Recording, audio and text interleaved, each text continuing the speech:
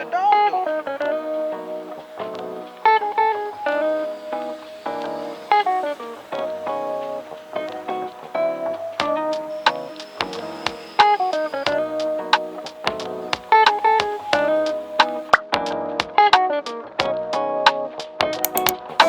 ံးပဲမင်္ဂလာပါယူရင်ဖြစ်ပါတယ်ဒီတစ်ခေါက်ကကြတော့ makeup tutorial လေးလုပ်ပြမှာဖြစ်ပါတယ်ရှင်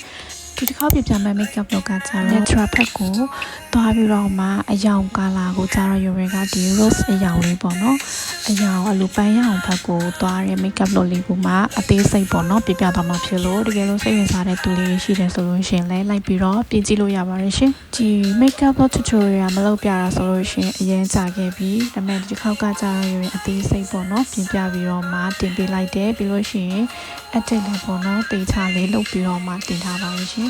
ဆိုတော့အခုကတော့ရရဒီအရှိကစမိတ်လေးကိုပေါ့နော်တိတ်လိုက်ပါမယ်အရှိကစမိတ်ကကျတော့တော်တော်လေးရှိလာပြီဆိုတော့ပေါ့နော်ဒီလိုမျိုးလိတ်တဲ့ဟာလေးနဲ့ပေါ့နော်လိတ်တင်ထားလိုက်ပါမယ်ရှင်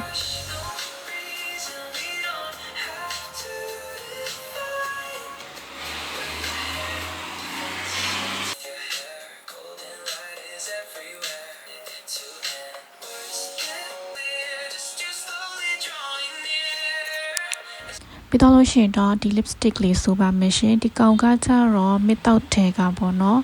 နှခင်းလေးဖြစ်ပါတယ်သူ့ကိုအရင်ဆုံးဆိုထားလိုက်မယ်ယူရအဲ့လိုနှခင်း6တဲ့ထဲပါတယ်ဆိုတော့လေရဲ့နံပါတ်ကကျတော့3-8ပေါ့နော်အယောင်ကတော့တော်တော်လာတယ်ပြီးလို့ရှိရင်နှခင်း6တဲ့သူတွေအတွက်ဆိုလို့ရှိရင်လည်းအရင်အဆင်ပြေတယ်သူကအဲ့လိုဆိုလိုက်တာနဲ့ပေါ့နော်နှခင်းလေးအေးလေးနဲ့ပေါ့နော်ဆူဆူလေးဖြစ်သွားတယ်အနေနဲ့ကကျတော့ skin care လေးလုပ်ပါမယ် skin care ကကျတော့အရင်ဆုံးဒီနှမျိုးသုံးပါမယ်ရှင်ဒါကကျတော့ copper ရဲ့ပေါ့နော် spray ဖြစ်ပါတယ်ဒါလေးကိုအရင်ဆုံးဖြန်းလိုက်ပါမယ်ရှင်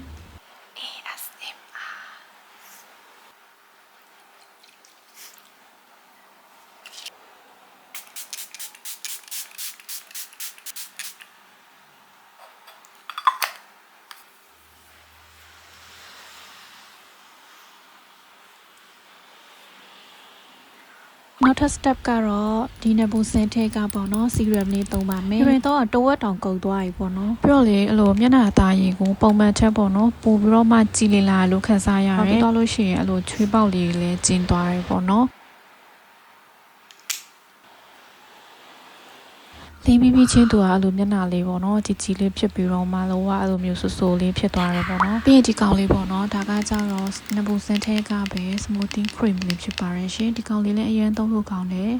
ပြီးဒီအထက်က cream အသားလေးကလေနူးနူးညံ့ညံ့လေးပြီးလို့ရှိအီလေးနဲ့ပေါ့နော်အရင်လိမ့်လို့ကောင်းတယ်မျက်နှာပေါ်မှာလည်းအဲ့လိုအေးလေးနဲ့ပေါ့နော်အဲ့လိုစီကက်နဲ့ပေါ့နော်အဲ့လိုမျိုးဖြစ်တာမျိုးလုံးဝမရှိဘူးပေါ့နော်လိုက်တာနဲ့မျက်နှာအသားရဲ့တဲကိုစိတ်ဝင်သွားတာကိုတော်တော်လေးကြိုက်ပါတယ်ပြီးရင်နောက်ထပ်တစ်ခုအနေနဲ့ကကြတော့ဒီကောင်လေးပေါ့နော် sensitive လေးသုံးပါမယ်ဒီကောင်ကကြတော့ skin ခွာထဲက tone up လေးဖြစ်ပါတယ်ဒီ tone up ကကြတော့အများကြီးလိမ့်ဖို့မလိုဘူးပေါ့နော်နည်းနည်းလေးလိမ့်ရုံနဲ့တင်သူကမျက်နှာတစ်ခုလုံးလိမ့်လို့လောက်တယ်ပေါ့နော်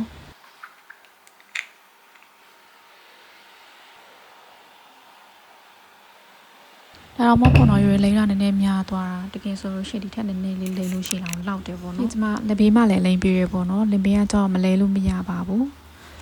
ပြီးတော့လို့ရှိရင်တော့မြက်ကမလေးတက်လိုက်ပါမယ်ရှင်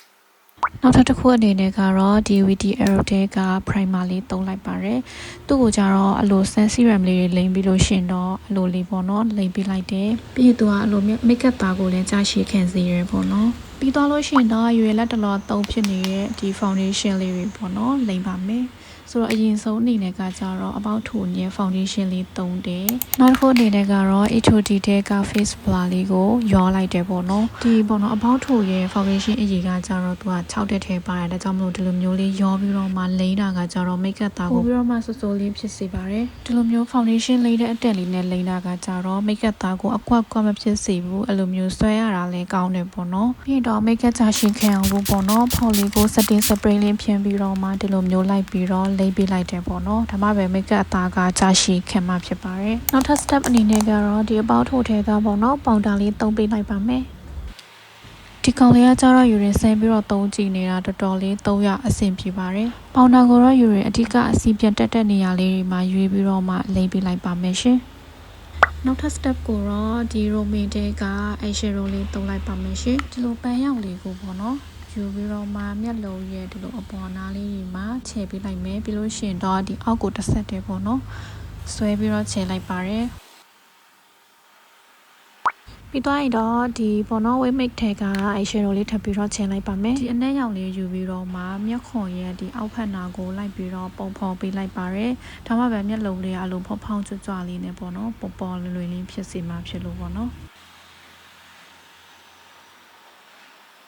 ပြီးတော့ဒီဖက်ပေါ့နော်မျက်လုံးထောင်ရဲ့အောက်ဖက်ကိုလည်းအဲ့လိုလေးပဲခြယ်လိုက်ပါမယ်ရှင်ပြီးတော့ရရှိရဒီ eyeliner ဆွဲသလိုမျိုးလေးပေါ့နော်ဒီလိုနေရာလေးတွေမှာလိုက်ပြီးတော့ခြယ်လိုက်တယ်ပြီးလို့ရှိရင်ဒီလို highlight လေးယူပြီးတော့မှမျက်လုံးရဲ့ဒီလိုအောက်နာလေးမှာလိုက်ပြီးတော့ဆွဲပေးလိုက်ပါတယ်ရှင်ပြီးတော့ဒီလို highlight ပန်းရောင်လေးယူပြီးလို့ရှိရင်တော့မျက်လုံးအပေါ်ဘက်မှာခြယ်ပေးလိုက်ပါတယ်ပြီးတော့ဒီလို highlight အဖြူရောင်လေးယူပြီးလို့ရှိရင်မျက်လုံးအောက်ဖက်နဲ့ဒီလိုတောက်နာလေးပေါ့နော်လိုက်ပြီးတော့ထည့်ပေးလိုက်တယ်ဒါဆိုလို့ရှိရင်မျက်လုံးလေးကဝင်းပြောင်လေးဖြစ်သွားပါတယ်ကဲနောက်ထပ် step ကိုတော့ eyebrow လေးခြင်လိုက်ပါမယ်ရှင်အရောင်တော့ယူရင်ကဒီလိုအညိုရောင်ဖက်သွားတဲ့ဟာလေးပဲတုံးထားတယ်ပေါ့နော်ပြီးရင်နောက်တစ်ဖက်မှာပါတဲ့ brush လေးနဲ့ဒီလိုမျိုးလိုက်ပြီးတော့ဆွဲပေးလိုက်ပါတယ်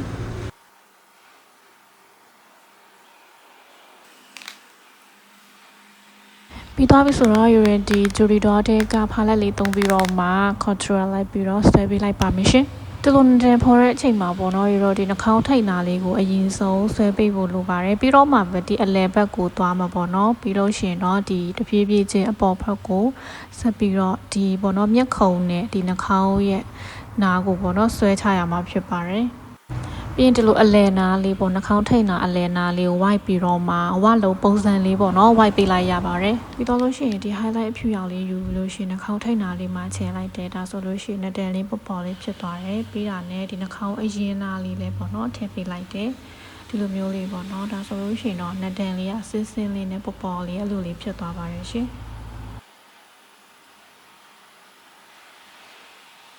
နောက်ထပ် step အနေနဲ့ကကြတော့မျက်တောင်ကောက်ပါမယ်ရှင်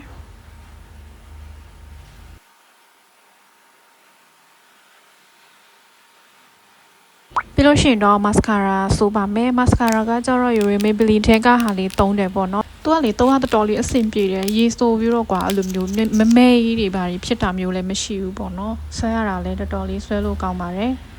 ပြီးတော့လေမျက်တောင်ပါတဲ့သူတွေအတွက်ဆိုလို့ရှိရင်လည်းတော်လေးအဆင်ပြေတယ်ပေါ့နော်တွေ့လားဒါကြတော့မဆွဲထားတဲ့ဖက်ဒါဆွဲပြီးတဲ့ဖက်ပေါ့နော်မျက်တောင်ကရှည်ထွက်သွားတာပြီးလို့ရှိရင် lip liner လေးသုံးပါမယ် lip liner ကကြတော့ hot percent ထဲကဟာလေးသုံးတယ်ပေါ့နော်သူရဲ့အရောင်လေးကအရင်လာယူရင်သုံးတာဒီ1000နဲ့ဆိုလို့ရှိရင်2000မြောက်တော်လေးသုံးလို့ကောင်းဆိုကနေကြလို့ရှိရင်နှခဲလေးကိုအဲ့လိုမျိုး tissue လေးနဲ့တုပ်ပေးလိုက်တယ်ပြီးတော့မှနှခဲမှာအဲ့လိုမျိုးလေးပေါ့နော်ဆိုပေးလိုက်ပါမယ်တော့လေအရင်ဆွဲရလွယ်ကူရပေါ့နော်ဒီလိုမျိုးနှခဲပုံမပေါ်တဲ့သူလေးဆိုလို့ရှိရင်လေဆွဲကြည့်ပေါ့နော်အရင်လာနှခဲပုံကချက်ချင်းပေါ်သွားတာပေါ့နော်ဆွဲပေးတာနဲ့ချက်ချင်းနှခဲလေးကတွေ့လားအဲ့လိုမျိုးလေးပေါ့နော်ဖူးဖူးလေးအဲ့လိုမျိုးလေးဖြစ်သွားတာတော်လေးလှပါတယ်ပြီးရင်နှခဲအောက်ဖက်လေးလည်းဆွဲပေးလိုက်တယ်ပေါ့နော်ဒီ lip liner လေးကလည်းယူရအတွက်လောကမရှိမဖြစ်ပဲလောကပြတ်လို့မရအောင်ပြီးသွားတာနဲ့ဒီပေါ့နော် romaine တဲကနှခဲနီလေးကိုထပ်ဆူလိုက်ပါမယ်ရှင်ဒီနှခဲနီဝယ်တော့ကလေသူတို့ဒီ thought တွေလေးထည့်ပေးလိုက်တာပေါ့နော်အရန်ချစ်ဖို့ကောင်းပါတယ်ဒီနေ့ makeup look ကကြတော့ဒီပေါ့နော် rose bud ကိုသွားပြီးတော့မှပန်းရောင်ဖြော့လေးတွေပဲပို့ပြီးတော့မှရွေးချယ်ပြီးတော့သုံးထားပါတယ်ပုံမှန်ကကြတော့ urine ဒီနှခဲနီဆိုလို့ရှိရင်လေ gloss bud ကိုသွားတဲ့နှခဲနီတွေစိုးများတယ်ပေါ့နော်ဒီတစ်ခေါက်ကကြတော့ urine matte bud ကိုသွားတာလေးရွေးချယ်ပြီးတော့မှသုံးထားပါတယ်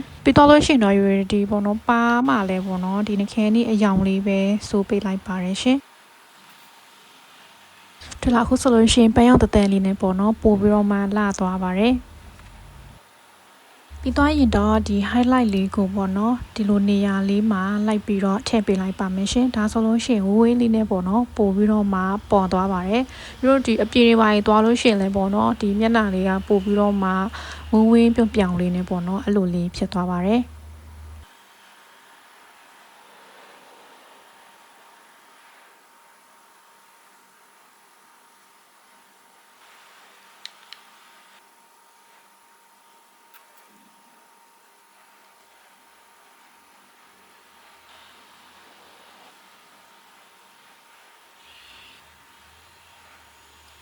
ပြီးတော့လို့ရှိရင်ဒီ mid တောက်တဲ့က gloss pad ကိုသွားရဲပေါ့နော်နှခဲနီလေးကိုထပ်ဆူပေးလိုက်ပါမယ်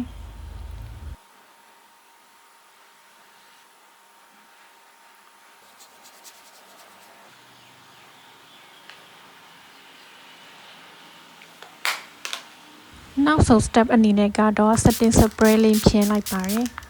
ပြီးရင်နည်းနည်း6သွားအောင်ထားလိုက်တယ်ပေါ့နော်ကျန်တာဆိုလို့ရှိရင်ဗီဒီယိုလေးကိုအဆုံးသတ်ဖို့အတွက်စပင်သွားလုပ်လိုက်ပါဦးမယ်ရှင်